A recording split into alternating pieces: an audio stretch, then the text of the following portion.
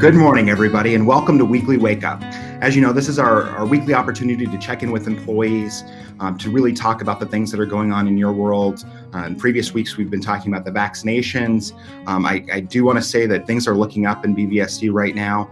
This weekend, we had another 1,000 BVSD employees that had the opportunity to get their vaccination shots. And those vaccinations are available now to all BVSD employees, which I'm really excited about, that it's not just student-facing or forward-facing staff. Now it includes everyone, including exempt teachers. So if you haven't seen that email, make sure you check I think it's in the weekly wake up and a few other things, but you want to make sure that you're looking out for your invitation. But I think the next round of invitations are going out a little later this morning. And so, once you get that, you want to make sure to hop on that and get your appointment for this coming Saturday. Additionally, COVID numbers are continuing to trend downward, which is great news. We are definitely hearing from our health department that the opportunity to potentially ease restrictions as we see those cases come down and teachers get vaccinated is good news. And finally, why are we here today? We're going to be talking about the fact that the weather is warming up. And that spring is just around the corner. In fact, we were talking about right beforehand the beautiful sunrise. It was gorgeous out there. If you didn't have a chance to peek out your window, it still is beautiful out there. I'm looking out at the mountains from the Ed Center right now. But man, the colors that were coming out in that was great. And I think that those moments in which you feel that warmth, I think last week was sort of a little bit of a stunner in terms of how cold it got. But lately, it's been getting warmer and warmer during the days. And I think people are kind of thinking about, okay, how do we get back outside and really enjoy the great outdoors that are just outside of our doorway? And so with that in mind, we're going to be talking about the opportunities for outdoor learning this morning. How can teachers and schools participate in this? And so I do want to first start with our BVSD Sustainability Coordinator, Geeta Carroll. Good morning, Geeta. Good morning, Randy. How are you doing today? I'm great. How are you? I want to just jump in. I'm going to share my screen real quick here and show a video that you and I worked together on. So before we even hear you talk, I think I can see that I'm presenting now. I'm just going to bring up this video and just play it real quick, and then we're going to talk about it on the back end. Great. If there's a dam here, it controls a diversion of water. Even from the beginning, a lot of the guidance about how to open up safely included the outdoors. Transmission is lower outdoors, and that's become actually more and more clear over the months. And so we started thinking about how we could use the outdoors at our schools really right away. We looked at the places that we already had that were sort of defined, and then we looked at other places on our property. This is an amazing example where there's so much space and so much green, and a lot of places where our kids and teachers can just easily go outside and head out for learning. We do have a lot of hybrid learning right now, so we do have to also be making sure that the kids online are either able to come with virtually or have something of equal opportunity to do. So we've had some schools that have expanded their Wi-Fi so that you actually can bring your Chromebooks out or your phone out and be connected with those kids virtually at the same time. And maybe you go outside and you're looking for something specific for a math hunt and you're looking for shapes, or you're doing a science or read aloud, and the kids at home can do those types of things in their neighborhood at the same time. It's really just as simple as finding a nice spot to sit or hang out or investigate, and it doesn't have to be recreating the classroom in the outside environment. It's real life learning, it's experiential learning. We are so fortunate here in the Boulder Valley School District that we have amazing schools, we have amazing properties, we have greenery around every single one of our sites. We have weather that for the most part cooperates, and kids who know how to bundle up and be outdoors. I hope that people who are maybe trying it now, who didn't before, realize that it's easy and the benefits that come from that, and it's something that we continue far into the future.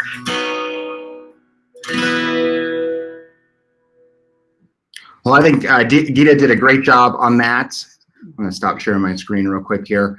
But since the beginning of since the pandemic, we really have been talking about the fact that outdoors is a safer environment. Obviously you can still spread disease if you're close enough to somebody, but the idea that you've got great ventilation with the air coming through the campus is something that we've been thinking about. And so, from the very beginning, we were talking about how do we get people outside, right, Geeta? Yep. Yep. I mean, so you guys created some guidelines, and talk to me a little bit about what all went into that. Yeah. So I mean, I think big picture, we've been trying to make it as clear as possible to teachers that not only is taking students outside during the pandemic allowed, but we're really encouraging it. There have been a lot of variables and changing guidelines in the past 11 months, but it has been very consistent that transmission of this virus is lowest outdoors, and that's been coming from all levels, from CDC to local health officials. And using outdoors during a crisis is not new. There have been prior health pandemics, such as the Spanish flu, where they brought kids outside. And of course, using the outdoors is not new for our teachers in schools who've been doing this type of thing for decades as regular practice. But because we're in a pandemic, just like everything, we did need guidelines for how to use the outdoors, and there's special consideration and things that we need to keep in mind. So we created guidelines that cover everything from scheduling and coordinating use of outdoor spaces, health considerations that still need to be kept in mind, and recommendations of how to use our sites to maximize the experience, including thinking about the sites as more than just the field or the play equipment, but also using maybe space near the buildings or by trees that provide some natural shading. The guidelines also give suggestions for seating configurations outdoors, and how to kind of define a classroom space outdoors. I think we're very used to having our defined boundaries indoors. So sometimes just defining a space outdoors and visualizing how and where the students can sit goes a long way to making that experience feel more comfortable for the teachers. The guidelines cover e-tours, which is highly encouraged right now, if possible. They also include checklists for teachers, for supplies that can make outdoor learning easier for teachers and for students. And this starts with just asking families to send their kids ready for weather and extended outdoor time. Clipboards, water bottles, sometimes yoga mats cut up into 3 pieces for seating, or chairs for students or teachers. The guidelines list ideas for activities for outdoors, such as movement and mass breaks, which are important for any age group, one-on-one meetings for students needing extra support, covering hard topics, student council, extracurricular activity, reading, electives. Lots of music classes have been outdoors, maybe for the first time during this pandemic. Great for PE, of course, and art, science lessons, garden time. Also a really good opportunity for virtual students and virtual teachers to connect in person. And then finally, the guidelines include connections to our many community resources and partners who are here to support us and eager to provide training for teachers on how to use spaces, and have come together with hundreds of available lesson plans for outdoor and virtual learning. So all of those things, it's a lot. And the word guidelines, it's not all rules, like you must do this. It's really more like, we want to help you do this. So we tried to pack as much in there as we could. And I do want to mention that, one of the things that it does cover is, that our safety protocols that are in place normally when we're in the building or, going on field trips or whatever, lockouts. And I know that early on, that was one of the big questions is, okay, you want to take kids outside. What's the plan for safety? And, that's important. And so helping people think through those things is super key. And I think that's, what you were just saying is a perfect segue to our larger group. I do want to mention that we do have a great panel here today that's going to help us to talk about this. So I'm going to go around and just introduce everybody. If you don't mind just unmuting for a quick second and saying hi so people can see your beautiful face. They only see whoever talked last if otherwise. So let's just start with the principal of Summit Middle School, Adam. Galvin, how are you? I'm well, Randy. Good morning, and thanks for inviting us to this discussion. And also excited that I got my vaccine shot over the weekend. Yes, awesome, perfect. And with your school as well as your assistant principal, Laura. Is it Glab? I don't even know how to pronounce it. I'm so sorry. That's okay. It's Laura Glab. Yep, you got it. You gotta check that stuff before we get on air to make sure I don't look silly like that. Also with us today is the Executive Director of Growing Up Boulder, Mara. Good morning, Mara. Hi, nice to meet you. I'm Mara Mincer. We get kids' voices in city planning at Growing Up Boulder. And we're going to talk a lot. Right before we were on, we were talking about one of the projects that you guys were doing at the North Boulder Library. PBL is such a big thing, and one of the things that the teachers were telling me as I was talking to them in the last couple of weeks is just how important that is to keeping kids excited about their learning as well. We've got from Thorn Nature Experience, School Program Manager Paul. Is it Humes? Humes. All right, thank you, Paul. And then from Boulder Open Space and Mountain Parks, Curry Rosado. Good morning. Thanks so much for including us in the conversation, Randy. Good morning. And last but not least, the fourth grade teacher at Heatherwick, Catherine Zimmerman. Good morning, Catherine. Good morning, Randy. Thanks for having us come. We are so glad to have all of you guys on, and I'm so sorry for anyone that again, I should have done my little pre-checklist of making sure I got everybody's names correct. I think I even messed up Ms. Mintzer, and I'm sorry for that. I've known you for a very, very long time. So I'm starting off on the right foot, but that will nicely go into the next thing, which is I really want each of us to be able to kind of share, something that you guys have seen that you really want to share as a best practice. Or oftentimes in this show, we actually talk about things that are our biggest burnt pancakes. So I've just started by providing mine. Checking names before we start off the show is always important. So I'd love to kind of just go around and have you guys share something that you really are excited to share to the rest of the group about how this has worked. Do you want to start, Ms. Mintzer? Yeah, thanks, Randy. Well, one of the things that was a real highlight for me is in our work, we wanted to really make sure that we were hearing from all different voices. And we realized that it was possible that the Latinx community, which of course is not monolithic, but people from it weren't necessarily hearing their voices at the table. And so we did some focus groups with Latinx mothers through El Paso's Voz Líderes program. And it was fabulous to hear what the parents had to say. We were asking them about outdoor learning and did they feel comfortable with their kids doing that? Was it something that they supported? And if not, is there something that could make it more comfortable? And what we heard overwhelmingly from groups in Lafayette and also in Longmont, in St. Vrain Valley School District, is that yes, the families really wanted their kids engaging in outdoor learning. Some of the families had actually participated in outdoor learning in their home countries, so this was not a new concept. But also that kids were really struggling with online learning and that families felt like anything that could make in-person learning safer and more enjoyable and have that personal connection would be huge. One mom actually teared up saying how important it was to get her kid back in person and outdoors. So it was really amazing to hear from these parents who were willing to take a few hours to share their voices with us. Excellent. I do want to go over to our schools summit. Adam, do you want to kind of tell us one of your thoughts in regards to this? Sure. Well, I think right now during the pandemic, we're really focusing on and have from the beginning of the school year really been kind of focusing on teaching outside for pandemic safety. So ideally, outdoor education would be full of field experience and project-based learning objectives that are relevant and memorable, discovering and applying learning and engagement, enjoying being outside. That is all fantastic. And that's really been our goal over the last 10 years or so to expand what we do outside. And we've had great success with that. But I would say right now, the focus since coming back has been more narrowly focused on how to make students and teachers feel comfortable with instruction during the pandemic.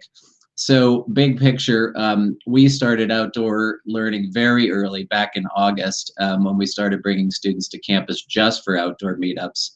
And then when we transitioned in September to in-person learning, certainly teacher classrooms outside were a big part of what we did.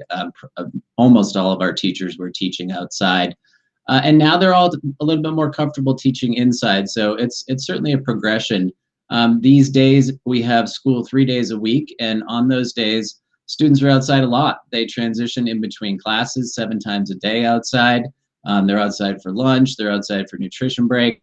So it's really great. It serves a purpose of keeping them active, getting them vitamin D from the sun, and we're going to continue with that and do more of it when the weather gets better. We've certainly learned a lot, and we can also share some of the amazing experiences that we have in our curriculum, like trips to Catalina Island and to Alamosa for service trips in Washington, D.C. And in fact, we were supposed to do a trip to Peru this year, but unfortunately that got canceled because of COVID. Awesome. So are they still traveling right now? And what is that? Okay, so no traveling now. It's just the experiences that you guys had gleaned. Yeah, we built up many outdoor education programs over the last number of years. Unfortunately, none of those happen right now. So this idea of field trips is completely on hold. But the idea of teaching outside to feel more comfortable is definitely a must. Perfect. Okay, that explained it. Sorry, I missed that on that a little bit. Laura, is there anything that you want to add from your perspective? I would just say, listening to Geeta and Adam, it kind of sounds like there's a lot of ways to do this, which as a teacher who's already doing a lot, or an assistant principal who's already doing a lot, it feels a little overwhelming. And so my recommendation would be just to start small. It doesn't have to be every teacher. It can be one teacher taking their reading groups outside. And that can feel a lot better for everyone. Getting outside has benefits beyond just limiting exposure. And I think that that's really important. Adam was talking about our outdoor meetups, and this is something that we're bringing back for our students who are at home, remote learning, that they came and we did social emotional group learning together. We did some team building activities outside. This is all run by our administration for students. And we did this for everybody who was remote. So when we were all remote, we invited all students to do it so that they had an opportunity to come to Summit, be together, but feel safe outside. And we had a lot of really good success with that. So that was a small way that we started. The other thing I would say just to administrators is our admin team does a lot for teachers to make outdoor learning happen. So when someone says they want their classroom moved outside, that we tell them which area, and we've set up the chairs. We put up little dots for them so the kids know where to sit and stand. We make sure there's a mic out there if teachers need a mic so that the students online can still hear them. We've also changed our schedule so we don't have hybrid periods all day. Our teachers only do hybrid periods, 1 to 2 periods a day.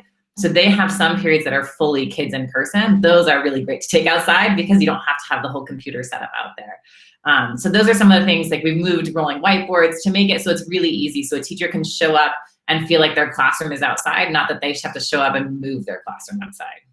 And I definitely want to, a couple of the questions that have come in from teachers so far have been all, along those lines. How do we incorporate our hybrid and our remote learners? So let's come back to that. I definitely want to incorporate the whole group in that. And then also, Geeta, don't let me forget that we also should talk about the donations that we've gotten that will help, with, again, those whiteboards and things that might be needed outside.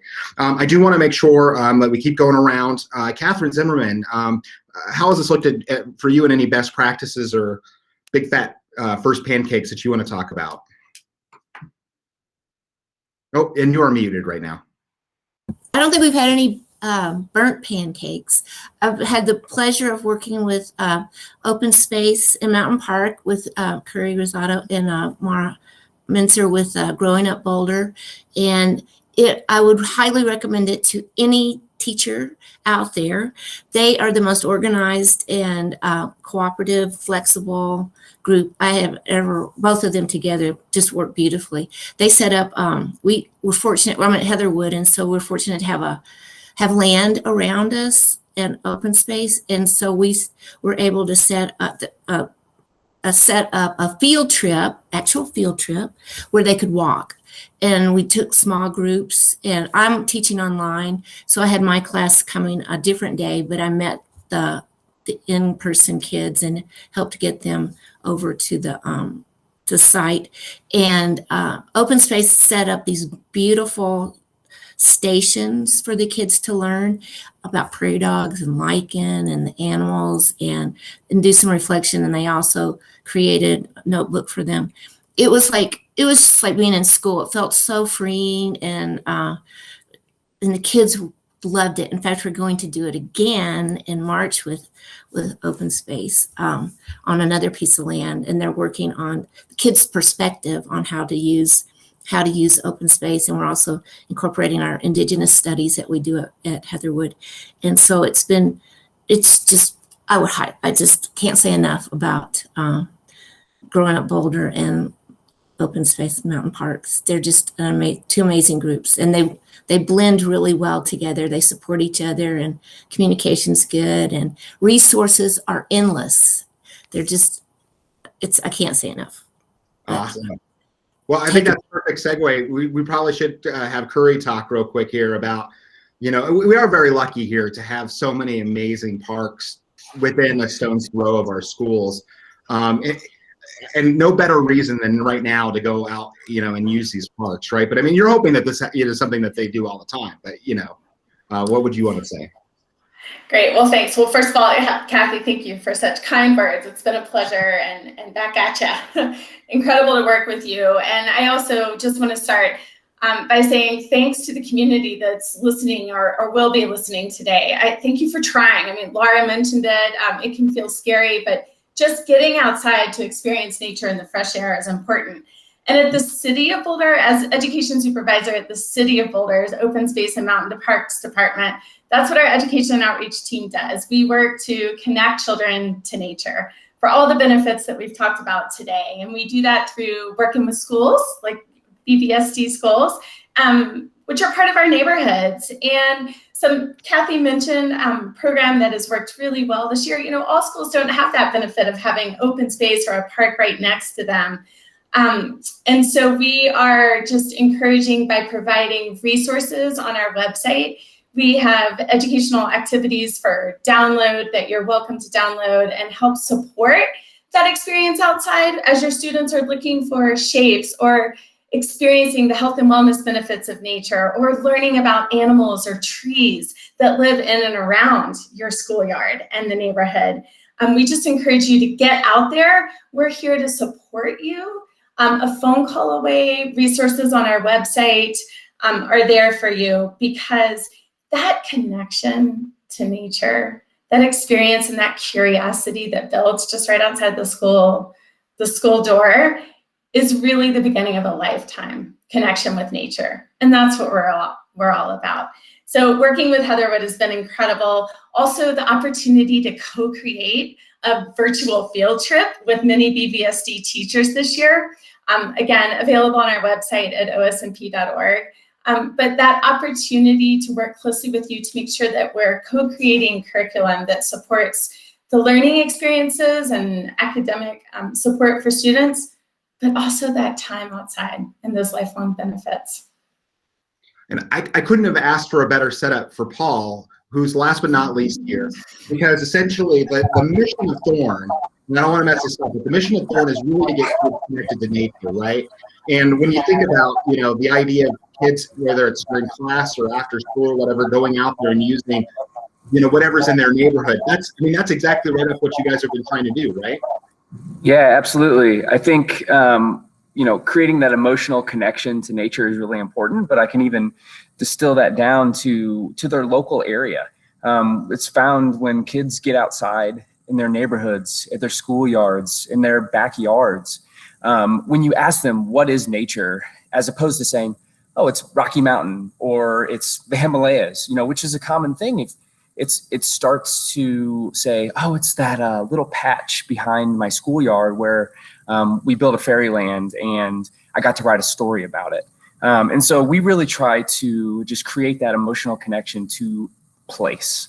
And so I can encourage a lot of place-based programming, taking those lessons that you have. And I know BVSD does a wonderful job of this already. And I actually need to start by saying how appreciative I am of the teachers. Thorn has been lucky enough, because we're so outdoor first.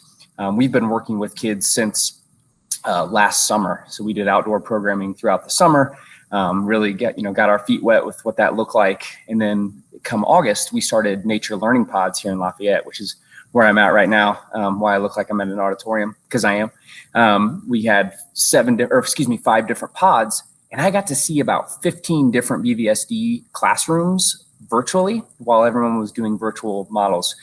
We had kids in groups of 7.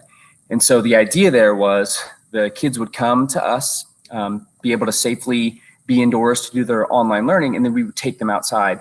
a lot like what Adam and Laura sounds like they're doing at their schools. I'm really impressed to hear that, by the way, Adam and Laura.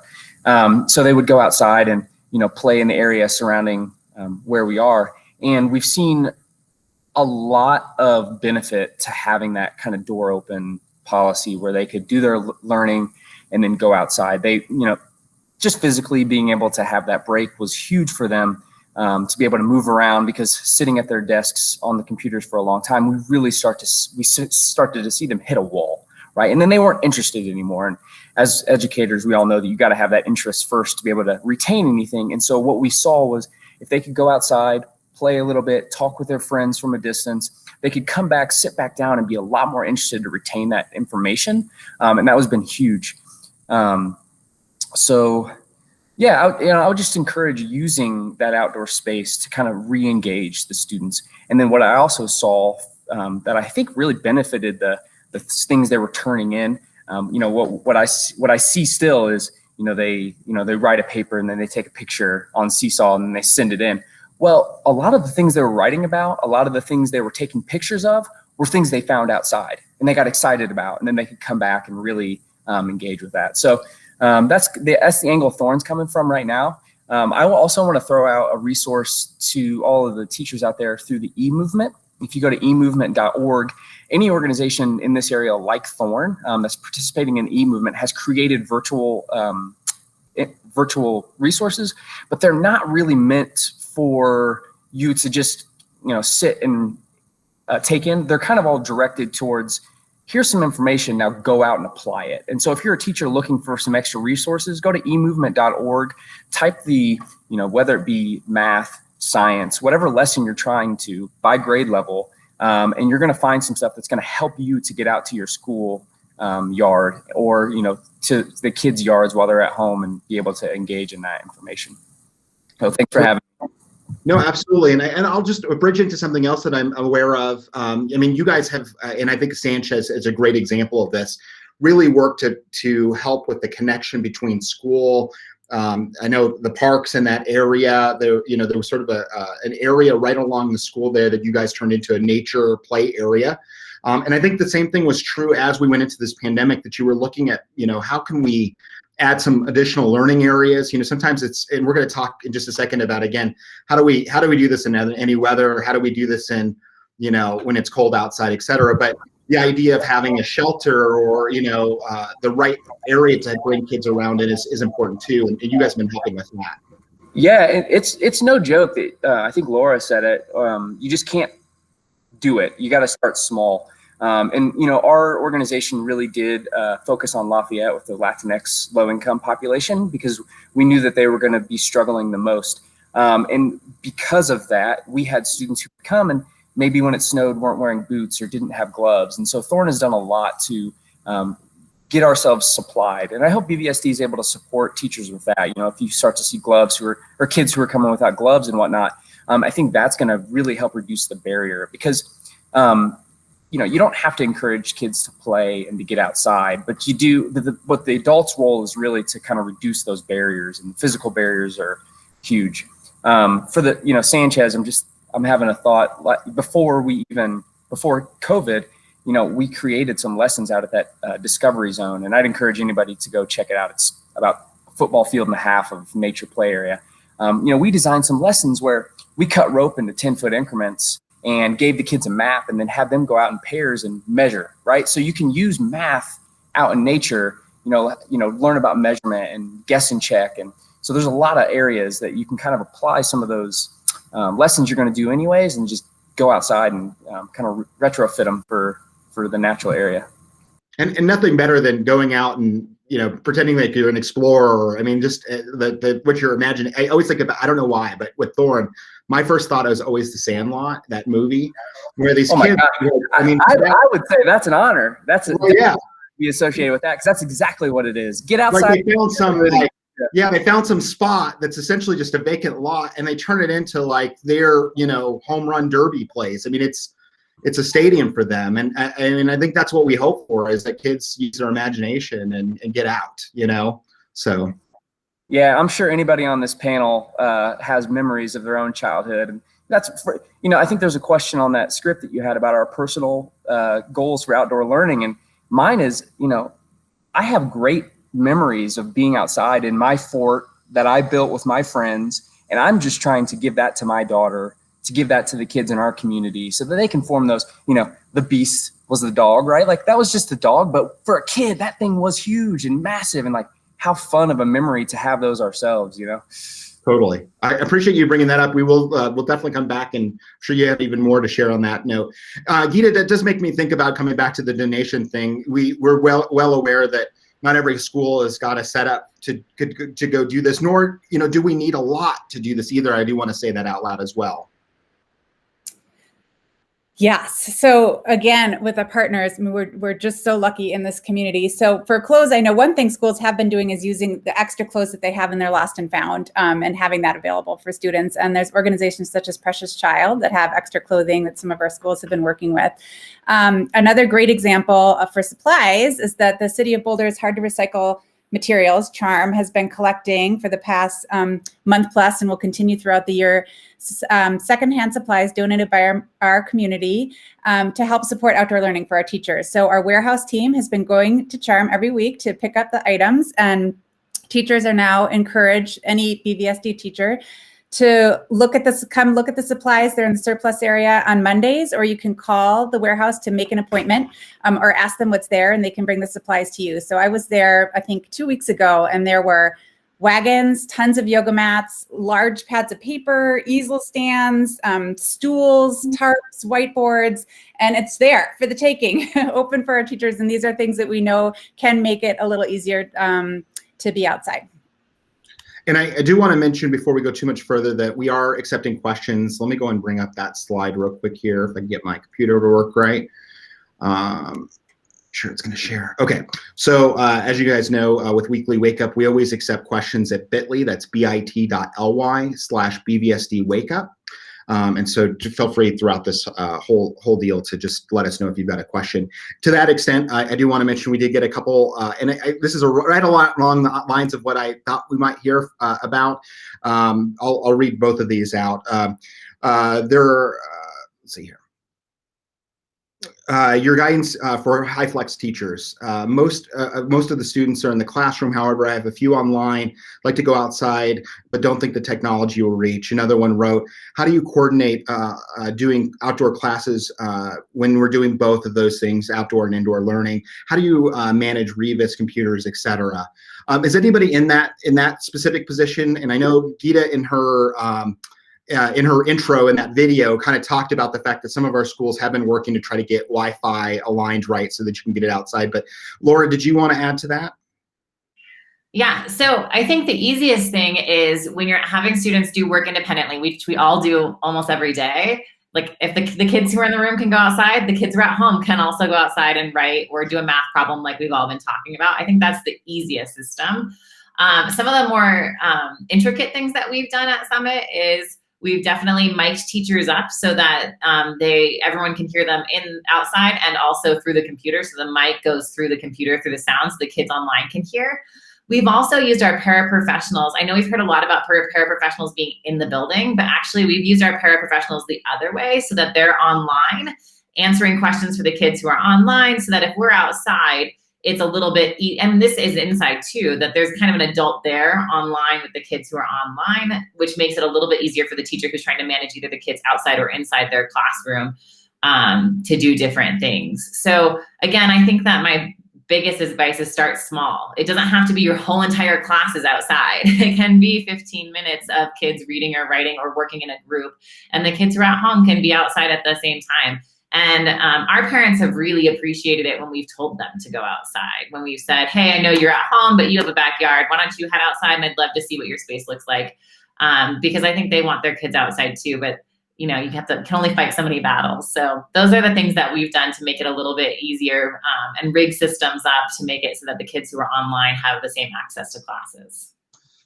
Can I add just a little bit, Randy? So thanks, Laura. As far as Wi-Fi, just kind of technically for a sec, your building indoor Wi-Fi will probably go about 6 to 10 feet from the wall of your school. So sometimes that's the first place to start. Alternatively, BVSD has installed what they call stadium-based Wi-Fi that covers zones of about 200 feet. Now, a lot of schools have gotten those in the last bond. All the exemplar schools should have them, so you can check with your administrator and your tech folks to see if you have them. We have 2 outside areas, and we just put them in places where we had picnic tables anyways, so they just translate into great outdoor classrooms. But with the 10 feet from the wall, yes, a lot of our teachers just brought the chairs out and they had their classroom right there, really close, which was nice because it provided some shading, easy to access if you have an outside door. We also tinkered with hotspots. Those were less reliable, but possible to get further away. And then, of course, we have designated areas and carts for each teacher and department. So a cart will include a rolling whiteboard, seats, padded seats for kids to sit if you don't have picnic tables and the like, and materials that they can use for teaching, and it just rolls out in a little wagon. So these kind of preparations ahead of time for actually making it work. And then, of course, you have to get up and try it because there's so many snags, and everybody has to get comfortable with what they're doing. But it certainly can work. An attitude towards failing forward, I think, is a must with any of this kind of thing. It's and the biggest barriers, honestly, have been that kids get cold. So the closer to winter, the less we were able to do, and then the more comfortable teachers felt inside. I hope that teachers don't feel too comfortable inside, and we'll go continue to teach outside as the spring comes. Paul, I want to also have you answer something else while I call on you in regards to this topic. Well, I heard Adam. Oh, sorry. I was just going to say, I know that you guys have like a preschool as well, and the idea of outdoor learning and not going into the building, if at all possible, is kind of part of what's built in there. So I'd love to have you kind of talk about, it's while we do have a lot of kids that show up, and I've seen them at the bus stop that are wearing shorts or underdressed for the conditions, and we want to say that just generally is not what we would encourage. Obviously, there could always be emergencies, but the idea that even preschoolers can be out in the cold for a while is quite possible, right? I'm going to have to add that they walk 0.8 miles every day to get to the creek and then 0.8 back. And so to say that they can go outside is an understatement. They can go outside and they can walk long distance and be very resilient. Of course, there are limits to that. And it doesn't, the very young ones, the 2.5-year-old, or excuse me, the 3-year-olds, they don't get to the creek quite every day, or they do a drop off. But actually, I don't want to lose this thought because I think it's helpful. There are opportunities for very reduced price Wi-Fi. I'm on TechSoup. So if you Google TechSoup hotspot, I think they have, for non-for-profits, you can get a hotspot for $15, and that's something we do. We actually we'll take a Wi-Fi hotspot to the creek so the kids can sit and be on their laptops while they're by the creek, and that's worked for us fairly well. But we only have groups of about 7 to 8 kids, so just keep that in mind. But to then switch back about those kids walking to the creek, there's just like every setup for every lesson, there's a real opportunity to kind of build resilience into the conversation, right? And so, having the kids understand why they wear what they wear, right? Like, our clothing is our shelter. Kids, when you say, what's your shelter? They think, oh, we got to build a lean-to, and that's connected to my home. But the reality is your shelter is your clothing, right? And if you dress appropriately, you can stay outside a lot longer. And so it's kind of building in those kind of lessons and, connecting it back to our past and animals. And so, how does an animal stay outside? That squirrel, have you noticed that the squirrel's gotten a lot bushier? So, there's a lot of fun ways to kind of encourage kids to get outside and to dress appropriately by connecting it to their natural surroundings. And Randy, I don't know if that actually answered your question, but no, I thought that was great. I will mention that we did get a question from a teacher that wanted to have all the websites. So I think we can compile those on the back end and put those online because I think these are all great resources. Geeta, I know you wanted to chime in as well. Yeah, I just wanted to say one other thing that I know teachers have been doing to address the high flex situation is structuring their lessons so that the first part of class is kind of detailing the lessons and presenting information. And then the second part is more asynchronous work time where then the students in person can go outside and the students can be working there. And I know the teachers that you can partner the online kids so that they're, working together and staying engaged, and the in-person kids can be partnered. So just other things I've seen successful. And then for winter and weather-wise, of course, dressing for the weather is the first part, but you do need to incorporate a little bit more movement in the colder weather. So just getting up and, expecting anybody to sit outside, even when it's relatively nice, you can start to feel chilly if you're just sitting. So if you can incorporate that movement, which I think has been happening over time, even indoors with our flexible seats and moving. So it's part of our day, and you want to think about that for outside as well.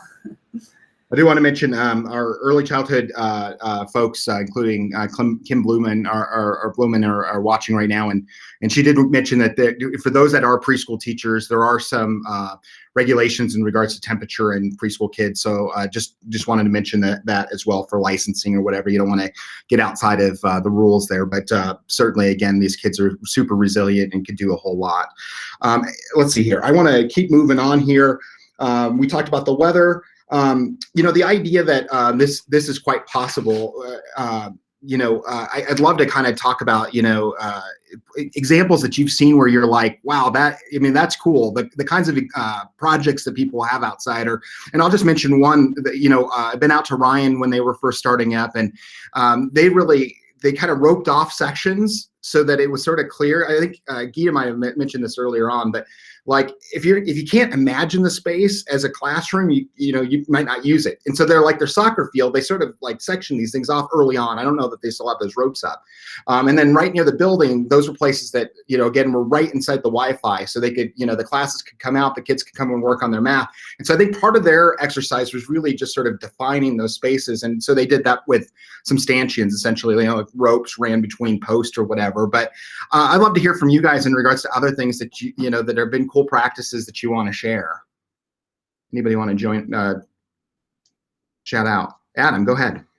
Well, yeah, we certainly did that, right? We mapped out the spots where teachers could go, and and the closer it was to their actual classroom, sort of the better, so that they could easily go back and forth. And most of our teachers, when they were really doing a lot of outdoor learning, were really out there all day. So they weren't going in and out of the classroom, and they brought all the tech out. And after a few days of, practice, they were really able to do it quite well. We also invested in a higher quality amplification system. So we used front row. We ordered a really nice front row portable speaker, which was better than kind of the 10 cheap ones that we'd bought. And then we also went to Mobile Citizen for 10 free hotspots, and we have those out with some of our FRL kids, as well as we were able to use them outside for outdoor ed. I wanted to mention one thing, though, and actually we'll turn to Laura on this. Because we can't really travel far, first of all, I love your ideas of doing nature-based programming near the school. That's fantastic. But field trips are totally, not doable right now because of buses and all those things. But we had one of our veteran teachers set up an in-school field trip a couple of years ago where we turned our whole school into a museum, and it had the same flavor of going on a field trip. And so that might be something that people might want to consider. Love that. Laura, did you have anything to add on that? Yeah, as far as lessons that students, our teachers have done an amazing job transforming ways to make lessons more fun and outside. But a lot of the things that have been really great are student presentations. I think, our sixth graders do these really great Greek mythology presentations, and those were done outside. And I think the kids like them better outside. They felt a little less pressure than they do in the classroom.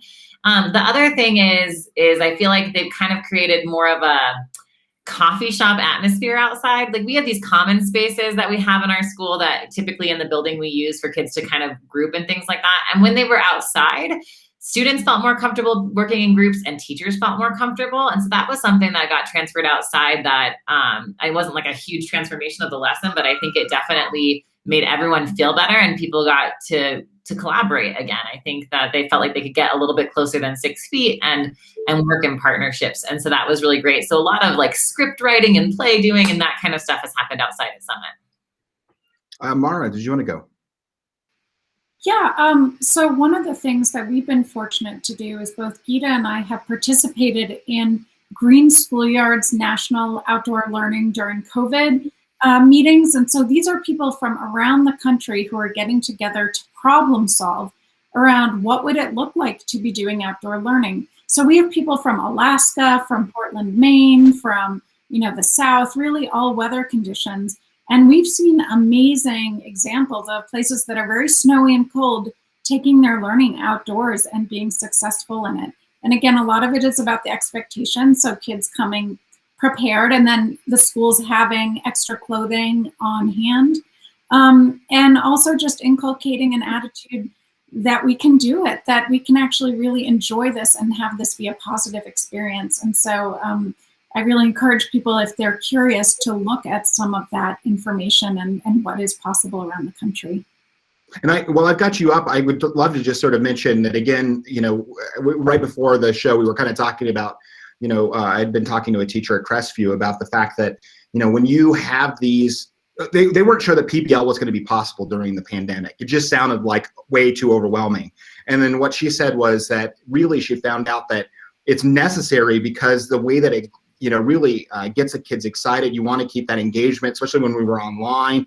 They were working on a project with you on the North Boulder Library. And a key to all these projects is the idea that the kids have buy-in because they're working with experts in the community and providing their ideas for something that's like real. They're going to be redoing this library. Their voices are going to be part of that. So it makes it I get just excited talking about it right now. Anything else that you would want to add in regards to these PBL projects? Yeah, so we got to work on designing this new North Boulder library, and also with Kathy, who's on the call, Kathy Zimmerman's class at Heatherwood. What would nature discovery look like adjacent to the school property? Like when the kids have a voice in something that is authentic, it changes the learning process because it's no longer just a test or something that you're doing for someone else, but it's to actually improve your own life and your community's life and your brothers and sisters. And we have found that it has, and Kathy maybe can speak to this too, for certain classes that have engaged in this, it's transformed the classroom during COVID learning because it's something everyone can rally around. It works for kids who are learning virtually as well as in person. And what we've heard from the teachers is this has what has kept their class together, the culture, the social emotional piece, the learning piece, the academics, and driving them forward as a shared sort of mission for the class. Corey, I'm going to come to you next, but before I do, Kathy, I'd love to have you just talk about what you've seen in regards to this. I think it's made that they're still talking about it and they're very excited about it because it's kind of made some normalcy in this whole period. And for them to feel like they are being heard and that somebody wants their opinion it's huge. And I think that's been probably the biggest takeaway. And it makes them even start thinking deeper about and more critically about what's around them and what's going on and how can we navigate everything. And so I totally agree with Mara that giving kids voices and I think the PBL piece is it's not impossible. We did we're still working on this project, but last year at the end of the year we did a website on how we dealt with COVID, and the kids did videos and put them on a website about different ways that different activities they did during COVID to make things more pleasant. And so there are all kinds of different things that you can do. That was a small piece, but this is being outside. There's nothing better. I think it's just something that the kids really need and need more of. We had one kid who was like a hardcore video addict. He was out on the land that we were doing. He goes, you can learn without a computer. It's like just stunning. That's a huge breakthrough. Well, I do want to mention too, when you talk to teachers, it's really clear that you can't you can't just plug and play. Typically, you can't just plug and play all the things that you've typically done before. Right. So you're already having to kind of think outside the box in regards to how to keep kids, you know, in tune with the online learning and all that kind of thing. What a natural thing to then figure out ways to get them away from technology because they've been on computer for so long, right? Exactly. So it was, yeah. Okay, Hurry, I do want to make sure I come to you, and then Paul next. Great, thanks. I think it's so exciting to have this conversation, and the stories are showing the benefits that we know and the research is showing for time in nature and learning in nature. And I just wanted to name that it could probably feel a little intimidating, all the subject matter, the content. I might, as a teacher, think, oh my gosh, I'm going to go outside, but I don't know that bird. I don't know that tree. I can imagine. And I just wanted to say that as you're seeing here, you know, we are, and Gita mentioned, and Paul mentioned the e-movement, there are a collection of subject matter experts. I mean, you are all the experts in what you do, and we are so thankful that you do what you do. And our hope, specifically speaking from a land agency, a public land agency, is we have subject matter experts, and that content is available through a conversation. It's available online. We want to have that conversation with you, and we'd like to bring that content to you so it feels comfortable. And don't worry, you don't have to know every aspect of your schoolyard. We're here to help you and the students and that curiosity. Well, that's what it's all about. You don't have to know all the answers. Just wanted to share that I represent one of many other folks, and we're happy to connect you and encourage you to reach out, and so that you don't feel intimidated by having to know it all. And I love that you said that, because I think that is something that teachers really struggle with, that if they're not the content experts, you know, they'd rather not. They either need to get to that speed or they're not touching that. And again, just that taking that chance and then connecting with also the other folks out there is so huge. Paul, what did you want to add? Well, I must have caught the same wave as Catherine, or she's as inspirational as I assume she is, because I just wanted to, you know, kind of add on to the idea of the teacher, the educator's power of perception in this time. You know, I'm going to just name that, you know, it's going to be tough probably to make a bunch of changes to get outside all the time like that. You know, that I think we should all strive for that. I think it's going to be beneficial, but there's a real benefit that you can do now, which is like a quantification, a gamification of going outside to change the perception of the kids' minds. It could be in your own classroom. There's a Instagram that I follow called 1,000 Hours Outside, and the woman who runs that, I think she's down in Texas, but she does a really good job of creating these beautiful diagrams that the kids shade in for every hour that they go outside in a year. And so maybe doing that for your class, you know, okay, our goal this semester is we're going to get outside for 250 hours, and you can do that as a class. Or, you know, assigning a kid as opposed to going home and, you know, we know they're going to go and play video games. They're going to pull towards that. So how can us as educators encourage them to, okay, instead of going home, your assignment is 1 hour outside and you're going to come back and tell me what you saw. And so that you might have a little more power to actually engage in that type of perception changing activity sooner. And then watch them come in and, oh my gosh, Mrs. Zimmerman, I saw a squirrel chasing another squirrel and they were yelling at each other. It was amazing. Okay, tell me, and I'll go write about that. And so, you know, that those are the kind of ideas that I'm having. So I love that, and I love your energy around it too. But how do you turn that energy into something that then is like them writing and them doing math? Is I think the most excellent part of that. I do want to make sure to give everybody an opportunity to go around one time towards the end, but I do want to mention two other questions that we got. One is actually a comment just in regards to for Lafayette teachers, Wanaka Lake. Which is a beautiful place on its own. They just wanted to mention that there's an awesome open space resource called The Shack. It's a community jewel, and apparently, I'm going to try to paraphrase this real quick, but there's a solar panel to help the community learn about solar energy. You know, I guess this particular teacher volunteers out there, but it's, you know, something that schools could definitely hook into. And then there was a question about what about mountain schools? You know, they of course have some less consistent weather. You know, the weather can kind of change on a dime up there. And then they also wanted to just sort of ask the question about music, art, anything that includes other instruments or that kind of thing. I don't know, Geeta or anybody want to just chime in about either the mountain schools or things that require things like instruments or whatever? Well, my guess is that the students up at the mountain schools are even more accustomed to being prepared for those changing weather patterns. So that's a positive. And yes, I've seen lots of schools doing their band outside and bringing their, the students carry their instruments outside and they go, because right now I think band is allowed for 30 minutes or so, but if you're outside, you have a little bit longer. So I think both those things are possible. Awesome. Yeah. Anybody else have anything to add to that before I start going kind of round robin style here?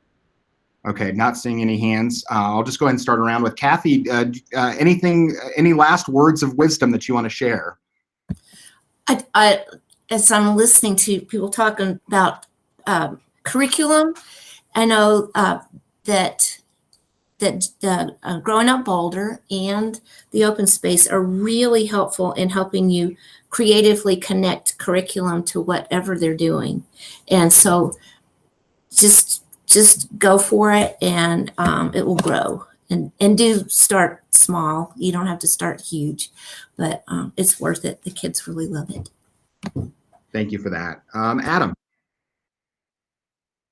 Yeah, so I would say that some of the benefits of being outside certainly are comfort. Kids are more comfortable, teachers are more comfortable. I know that teachers are getting vaccinated, that will help, but students haven't been. And so they are much more willing to be doing cooperative learning, talking, and with the masks on outside. The social distancing doesn't need to be quite as far as inside. And so it is perceived as safer, and I believe it is safer. And so that really encourages more interaction between kids. So that's been one of the important things. And I would just encourage folks to keep it going. We do daily outdoor meetups with our kids. Even as we've transitioned to fully being back to school 3 days a week, we don't have any more synchronous learning all day. Thank goodness, and hopefully we're not going back to that. But we are keeping outdoor activities very much in our repertoire daily because kids do need to get out. And then think about other opportunities to get them out, like basic transitions, lunch, and those opportunities. And that just keeps them happy and healthy. Thank you, Adam. Paul. I believe this is the section where I leave everyone inspired, so I'll do my best. I have a personal mantra of shed the wonks, and that's when I'm sitting on the computer too long or I've got my busy brain going. There's a time when I get outside where I'm carrying that with me, and then I'm just walking, and then it just kind of falls off, and then I'm in place. And so, as your classes gather the wonks of, virtual learning and all the things you have, just remember that nature really is there to receive you, and can be quite a medicine to kind of calm the mind and transition. So I really appreciate everybody here that was listening and is interested in this at all. And make sure you reach out to myself at Thorn and all these other wonderful program providers so you can help shed the wonks and provide a little inspiration to your students. It sounds like solid feedback for both adults and students alike, I think, but I definitely have the wonks occasionally. Curry. Love the wonks. And to go on so much of what we've talked about today, and specifically picking up on Adam's piece around the confidence, that time outdoors, right outside the classroom, in our neighborhoods, is a place for learning and a place for students to explore and be curious and build their own confidence in themselves, which leads to confidence to have conversations with friends and with teachers.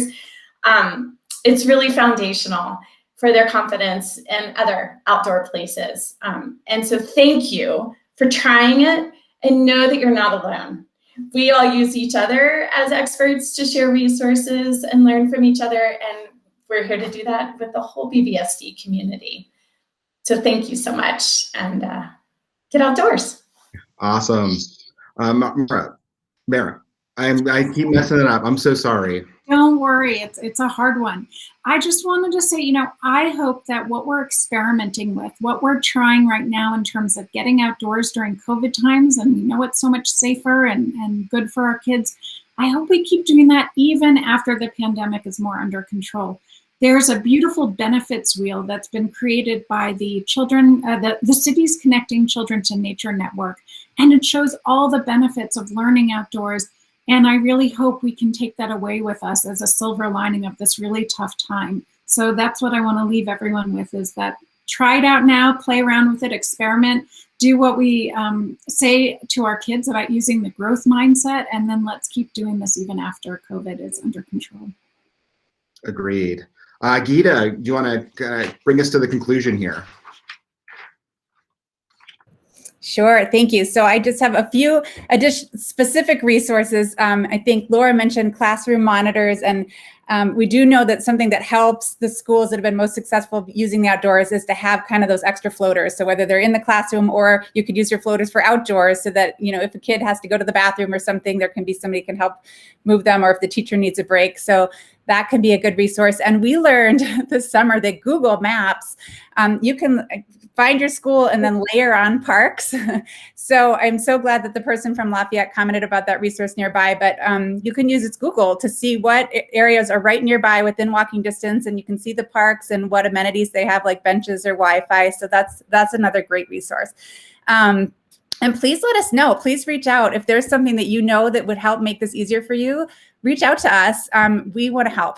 If that hasn't been clearly articulated already, we are here to support you, whether it's just giving you some tips for how to manage a group outside, to getting the resources that you need. And I've had, you know, the opportunity to see a lot of students outdoors doing all different types of things. So again, this does not have to be get your kids outside all day long. It can be just, you know, maybe there's an extra 10 minutes of your day that you can make this happen. And every kid that I've seen has been so joyful. And you know, we need this always, but I think we need it more now than ever. And it's just so necessary, and an opportunity to just bring joy during this time. So. Well, thank you for that. I want to thank everybody on the panel for joining us today, and I want to thank you for tuning in. I think we had some amazing resources this time, so I will take that advice, that suggestion from the teacher that wrote in, and write all this up and then put it together, I think, for the weekly wrap-up. If you guys want to look for that on Friday, I think that will give Geeta and I a few minutes to put this together, and I would just invite any of the panelists, if you have additional resources, to send those my way. But I want to just thank everyone for joining us. This is such an interesting and important topic, and I hope that you have a great week. Thanks for waking up with us.